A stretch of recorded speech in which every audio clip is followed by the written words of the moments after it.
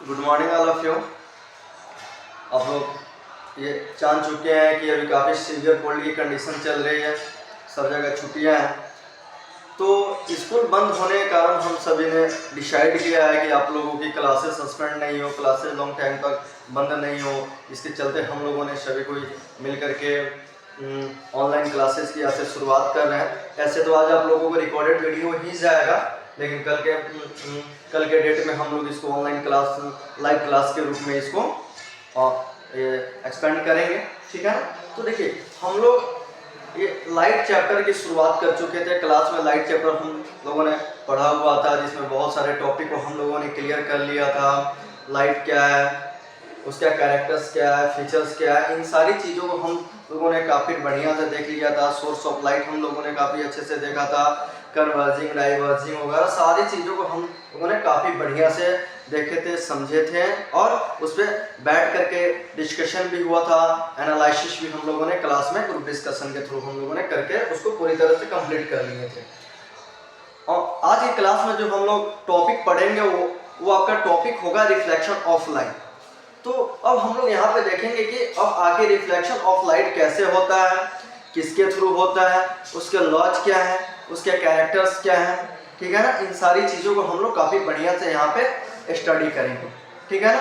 तो ध्यान से समझिएगा। तो यहाँ पे जब भी हम लोग रिफ्लेक्शन की बात करते हैं तो रिफ्लेक्शंस का मतलब होता है कि लाइट का चेंजिंग, जो इंसिडेंट रे किसी सोर्स ऑफ लाइट से जो भी लाइट आ रही है तो किसी एक ऐसे सरफेस पे फॉल्स होती है जहां से वो फिर उसी मीडियम में बैक हो जाती है। यानी कहने का मतलब है कि जो लाइट जिस डायरेक्शन सोर्स ऑफ लाइट से निकल करके जिस डायरेक्शन में प्रोपागेट कर रही है, फिर कॉलिजन के बाद फिर उसी डायरेक्शन में वो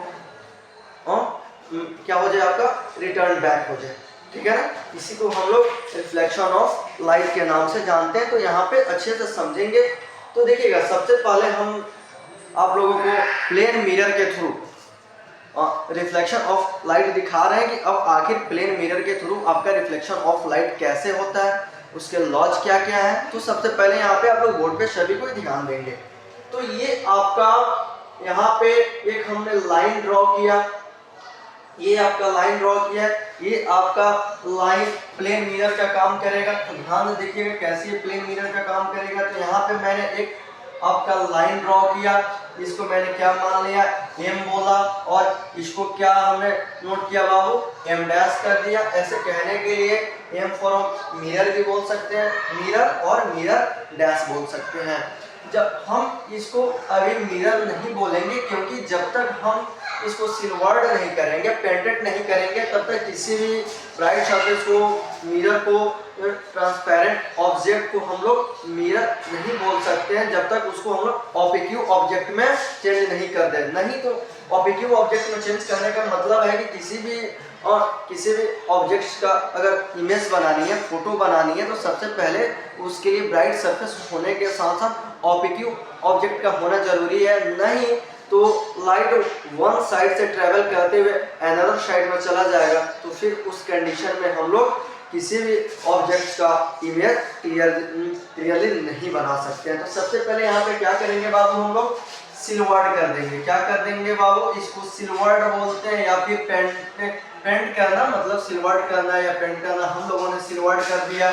तो अब ये क्या बन गया बाबू, मेरा एक प्लेन मिरर बन गया। क्या बन गया बाबू, आपका प्लेन मिरर बन गया, ठीक है ना। अब हमको कहता है कि इस प्लेन मिरर के थ्रू रिफ्लेक्शन ऑफ लाइट को दिखाना है, ठीक है। तो ध्यान से समझेंगे आप लोग। यहाँ पे मान लीजिए कि यहाँ पे कोई आपका सोर्स ऑफ लाइट है। मान लीजिए कि आपका सन हो गया, सन आपकी सोर्स ऑफ लाइट हो गई। सन से ये आपकी रेज ऑफ लाइट आ करके मिरर पे फॉल्स डाउन हो रही है। सन से रेज ऑफ लाइट निकल करके मिरर पे आपका फॉल्स हो रही है। मैंने बता दिया था कि जब भी रेज ऑफ लाइट आपको दिखानी होगी तब उसको एरो से दिखाया जाएगा। जब तक हम इसमें एरो नहीं डालेंगे तब तक ये आपका रेज ऑफ लाइट नहीं होगी, ठीक है ना। ये मैंने काफी कुछ इसको ऑफलाइन क्लासेस में क्लियर कर चुका हूँ। तो क्या कहता है कि जब भी ये लाइट आपका आकर के ये मिरर पे फॉल्स हो रहा है, तो मिरर पे फॉल्स हो रहा है, ये तो आपका मिरर पे फॉल्स हुआ। अब कहता है कि आफ्टर रिफ्लेक्शन ये फिर उसी मीडियम में रिटर्न हो करके चला जाएगा, ये जिस मीडियम से आकर के मिरर पे फॉल्स डाउन इंसिडेंट हो रहा है, ठीक है ना। तो यहाँ पे हम क्या करेंगे, एक नॉर्मल डालते हैं, एक यहाँ पे स्ट्रेट लाइन ड्रॉ करते हैं डॉटेड लाइन से, जिसका मतलब आपका इमेजिनरी लाइन होता है, ठीक है ना बाबू, इसका मतलब आपका इमेजिनरी लाइन होता है। बस ऐसा इमेजिन करते हैं। डायग्राम को सही तरीके से बनाने के लिए, परफेक्ट रिफ्लेक्शन को दिखा पाए, उसको बढ़िया से बताने के लिए, फिगर को ड्रॉ करने के लिए हम क्या करते हैं, एक जहाँ पे इंसिडेंट रेज जहाँ पे आकर के फॉल्स होती है वहां से एक हम नॉर्मल ड्रॉ करते हैं डॉटेड लाइन से, जो आपका एक इमेजिनरी लाइन होता है। इसको यहाँ एन से डिनोट करते हैं, जिसको हम लोग क्या बोल देते हैं बाबू, नॉर्मल के नाम से जानते हैं। किस नाम से जानते हैं, नॉर्मल के नाम से जानते हैं, जिसको कैपिटल एम से डिनोट करते हैं, जिसको डॉटेड लाइन से हम लोग दिखाते हैं। अब कहता है कि इसको हम लोग इंसिडेंट रे बोल देते हैं। कौन सा रे बोलते हैं बाबू, इसको इंसिडेंट रे के नाम से जानते हैं। मतलब जो भी लाइट आपका सोर्स ऑफ लाइट से प्रोपागेट होकर के मिरर पे जब भी फॉल्स होती है, उस लाइट को हम लोग इंसिडेंट रे ऑफ लाइट बोलते हैं। क्लियर है। अब कहता है कि अब देखिएगा, इंसिडेंट रे ऑफ लाइट और नॉर्मल के बीच में जितने डिग्री का एंगल का फॉर्मेशन हो रहा है, इंसिडेंट रे ऑफ लाइट और नॉर्मल के बीच में जितने डिग्री एंगल का फॉर्मेशन हो रहा है, उतना ही सेम एंगल से ये लाइट यहाँ से क्या करेगा बाबू, आपका रिफ्लेक्ट करेगा, ठीक है ना। जितने डिग्री से इंसिडेंट हो रहा है उतना ही डिग्री से ये क्या करेगा बाबू, आपका रिफ्लेक्ट करेगा। यानी कि कहने का मतलब यहाँ पे ये है कि आपका इंसिडेंट एंगल और आपका रिफ्लेक्टेड एंगल दोनों इक्वल होंगे। अगर यहाँ पे अगर ये 30 डिग्री के साथ इंसिडेंट हो रहा है, और सपोज दैट अगर इंसिडेंट रे और नॉर्मल के बीच की जो आपके एंगल का फॉर्मेशन हो रहा है, अगर उसका मेजरमेंट अगर 30 डिग्री है, तो गारंटी है, एग्जैक्ट वैल्यू है कि रिफ्लेक्ट भी होगा तो आपका 30 डिग्री से ही होगा, ना ही आपका 31 डिग्री से होगा, ना ही आपका कितना 29.5 डिग्री से होगा। जब भी होगा तो आपका 30 डिग्री से ही ये रिफ्लेक्ट करेगा, ठीक है ना। तो इसको हम लोग क्या बोल देते हैं बाबू, रिफ्लेक्टेड रे बोलते हैं। क्या बोलते हैं इसको, रिफ्लेक्टेड रे के नाम से हम लोग जानते हैं। तो आपका इंसिडेंट रे हो गया, इसको हम लोग रिफ्लेक्टेड रे के नाम से जानते हैं। इस वाले एंगल को इंसिडेंट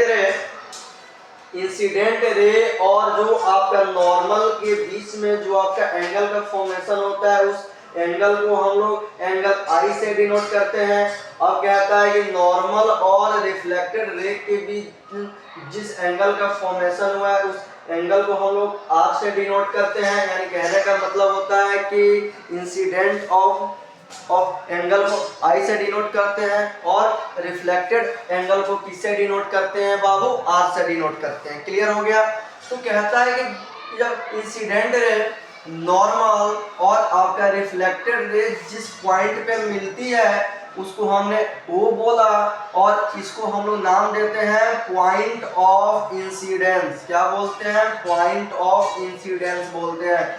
मतलब इंसिडेंट रे, नॉर्मल और आपका रिफ्लेक्टेड रे जिस एक सेम पॉइंट पे, सेम प्लेन पे आकर के मीट करते हैं, उस पॉइंट और प्लेन को हम लोग पॉइंट ऑफ इंसिडेंस के नाम से जानते हैं। ओके, इसको जो मैंने यहाँ पे सिल्वर्ड किया है, इसको यहाँ पे क्या बोलेंगे बाबू, सिल्वर्ड के नाम से जानते हैं। उसके बाद कहता है, अब कहता है कि रिफ्लेक्टेड रे और ये इस मिरर के बीच जो आपका एंगल बनता है, रिफ्लेक्टेड रे और मिरर के बीच जिस एंगल का फॉर्मेशन होता है, उस एंगल का नेमिंग करते हैं हम लोग ग्लांसिंग एंगल के नाम से जानते हैं। अब कहता है कि फिर यहाँ पे अगेन वही कंडीशन रिपीट करेंगे कि इंसिडेंट रे और मिरर के बीच जो आपका एंगल का फॉर्मेशन होता है, उस एंगल को क्या बोलेंगे बाबू, सेम वही ग्लांसिंग एंगल के नाम से हम जानेंगे। इसको इंसिडेंट रे, रिफ्लेक्टेड रे, पॉइंट ऑफ इंसिडेंस हो गया, ग्लांसिंग एंगल हो गया। एंगल आई हुआ, एंगल आर हुआ, इसको हमने सिलवर्ड बोला, ठीक है ना। तो कहता है कि यही आपका पूरा reflection of light by plane mirror, क्या हुआ भाई, reflection of light by plane mirror का पूरा कंप्लीट आपका डायग्राम है, क्लियर हो गया।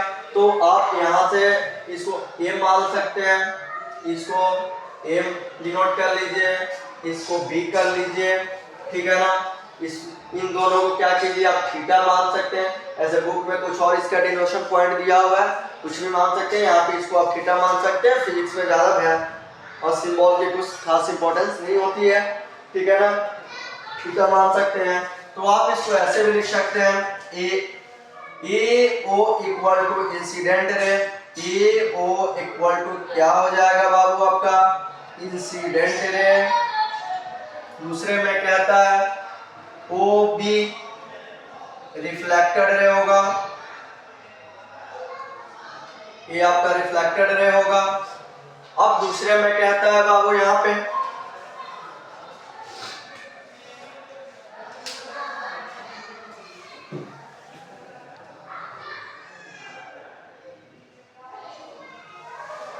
ठीक है, चलिए अब ध्यान दीजिएगा। हाँ, अब कहता है क्या, एन फॉर आपका नॉर्मल हो जाएगा, एन फॉर आपकी क्या होगा बाबू नॉर्मल हो जाएगा। उसके बाद कहता है I equal to angle of incidence, I equal to होगा एंगल ऑफ इंसिडेंस के नाम से इसको जानते हैं।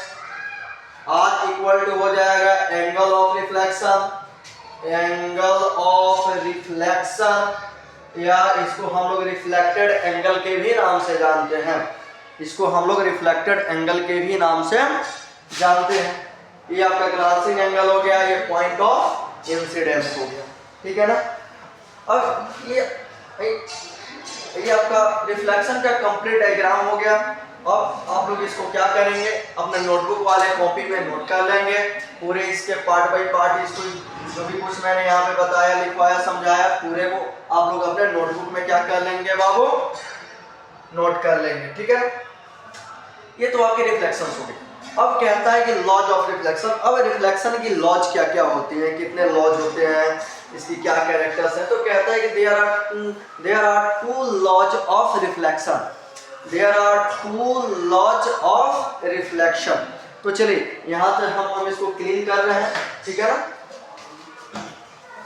बट डायग्राम को क्लीन नहीं करेंगे, बस ये जो हमने साइड लिख करके समझाया था बस उसको हमने क्लीन किया। अब कहता है कि there are two laws of reflection. तो यहाँ पे कहता है कि देयर आर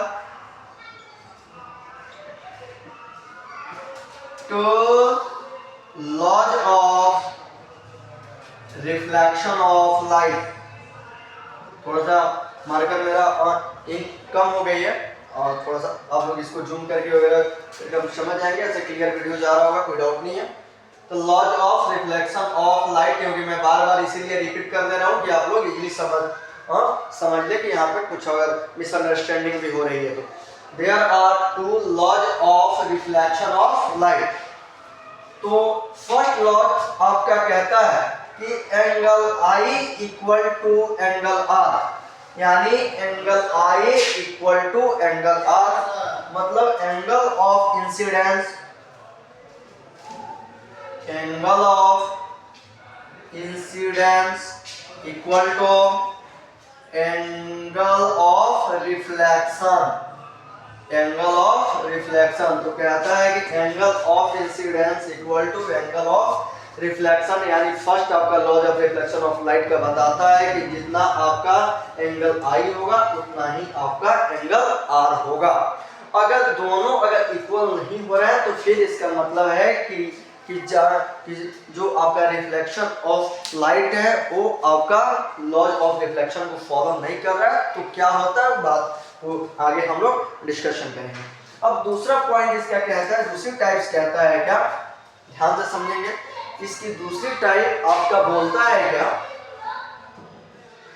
दूसरी टाइप क्या बोलता है कि incident ray, reflected ray and the normal are in the on the same plane, यानी कहने का मतलब है कि इंसिडेंट रे, रिफ्लेक्टेड रे और जो आपका नॉर्मल है तीनों एक ही पॉइंट पे एक ही प्लेन पे होती है, ठीक है ना।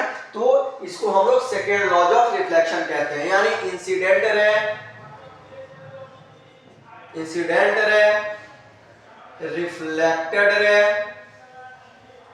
Reflected ray and normal are like on the same plane, ठीक है ना। ये आपका सेकेंड लॉज ऑफ रिफ्लेक्शन हो गया, दोनों होनी चाहिए और angle I equal to angle R होनी चाहिए, और दूसरे कंडीशन है कि तीनों का तीनों एक ही पॉइंट पे होनी चाहिए, that means laws of reflection इसी दोनों लॉज के अकॉर्डिंग किसी भी मिरर के थ्रू, दैट मींस मेनली यहाँ पे हम प्लेन मिरर से देखा तो प्लेन मिरर के थ्रू मेरा reflection of light. Clear everyone? किसी को भी इतना में अगर डाउट है तो हमको कमेंट करके बताएंगे, उनका सॉल्यूशन अगले क्लास में, लाइव क्लासेस में उनका दिया जाएगा। जो भी डाउट होगा, कहीं कोई कंफ्यूजन हो गया या फिर कोई भी अगर कोई क्वेरीज हुआ तो उसको हम लाइव क्लास में सारे के सारे कॉन्सेप्ट को क्लियर करेंगे, ठीक है। अब कहता है बाबू यहाँ पे,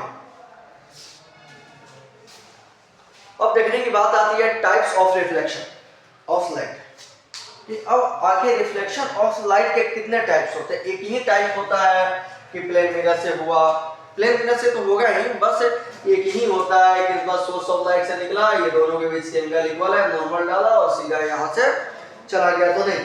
तो कहता है कि there are two types of laws of reflection.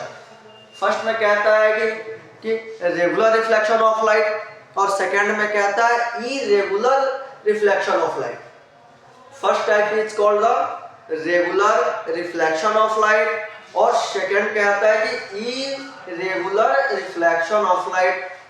That mean regular reflection of light आपके लॉज ऑफ रिफ्लेक्शन को फॉलो करेगा। लॉज ऑफ रिफ्लेक्शन फॉलो करने का मतलब दो आपका रिफ्लेक्शन का दो जो आपका लॉज है उसको कंप्लीट फॉलो करेगा। मतलब ये जो मैंने डायग्राम अभी बताया प्लेन मिरर पे, ये आपका रेगुलर रिफ्लेक्शन को भी शो कर रहा है। ये आपका रेगुलर रिफ्लेक्शन का भी एग्जांपल है, क्योंकि ये आपका लॉज ऑफ रिफ्लेक्शन को फॉलो कर रहा है। क्योंकि कैसे फॉलो कर रहा है? क्योंकि I इक्वल टू R, और कहता है कि जो तीनों का तीनों पॉइंट है एक आपका सेम प्लेन में। क्लियर हो गया? और दूसरा कहता है कि इरेगुलर रिफ्लेक्शन ऑफ लाइट कहता है कि जो लॉज ऑफ रिफ्लेक्शन को फॉलो नहीं करता, जो आपकी लॉज ऑफ रिफ्लेक्शन को फॉलो नहीं करता हो, ना ही उसका I का पता हो, ना ही R उसके इक्विवेलेंट और सिमिलर हो, पॉइंट ऑफ इंसिडेंस भी कहीं कुछ हो, ठीक है ना, तो उसको हम लोग इरेगुलर रिफ्लेक्शन ऑफ लाइट के नाम से जानते हैं। उसका आप लोग देखिएगा, मान लीजिए कि ये कोई हमने मिरर बना, मतलब ये कोई आपका ब्राइट सरफेस हो गया, कोई भी ब्राइट सरफेस हो गया, ठीक है ना। जरूरी नहीं है कि मिरर से ही रिफ्लेक्शन होती है, सारी चीजों से रिफ्लेक्शन होती है। जो भी चीज हम देखते हैं वहां से रिफ्लेक्शन होती है। अगर जहां से रिफ्लेक्शन नहीं होती है, लाइटों चीजें मुझे दिखाई नहीं देती है, मैंने क्लास में काफी अच्छे तरह से एक्सप्लेनेशन किया हुआ, ठीक है। तो मान लीजिए कि यहाँ से ray of light, source of light, यहाँ से लाइट आया इंसिडेंट होकर के, और इसको मान लीजिए कि यहाँ पे मुझे नॉर्मल डालना चाहिए था ना, यहाँ पे मैंने नॉर्मल डाला, यहाँ से मैं हमको एंगल देख करके यहाँ से देख करके यहाँ से जाना चाहिए, तो ऐसे नहीं होता है। यहाँ पे जब भी हम लोग रफ सरफेस लेते हैं तो यहाँ से आया और सीधा यहाँ से रिफ्लेक्ट किया, तो पता चला कि अगर यहाँ से मैंने नॉर्मल डाला, अगर यहाँ से नॉर्मल डाला तो पता चला कि नॉर्मल का इंसिडेंट एंगल कुछ और है और आपका रिफ्लेक्टेड एंगल कुछ और है, छोटा या बड़ा है। दैट मींस ये आपका नहीं दिखाई दे रहा है सर, कच्चे समझेगा बच्चा, वीओडी में है, दिखाई नहीं दे रहा है सर। पोस्ट करें।